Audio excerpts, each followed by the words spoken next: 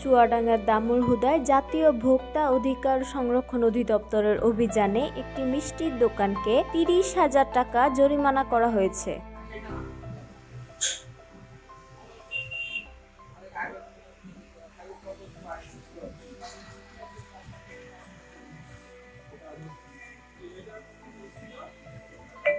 বৃহস্পতিবার বেলা 11:30টার দিকে দামুড়হুদা উপজেলার হাউলী এলাকার মিষ্টিবাড়ি কারখানায় ভ্রাম্যমাণ আদালত পরিচালনা করে এই জরিমানা প্রদান করেন জাতীয় ভোক্তা অধিকার সংরক্ষণ অধিদপ্তরের সহকারী পরিচালক মোহাম্মদ মামুনুল হাসান।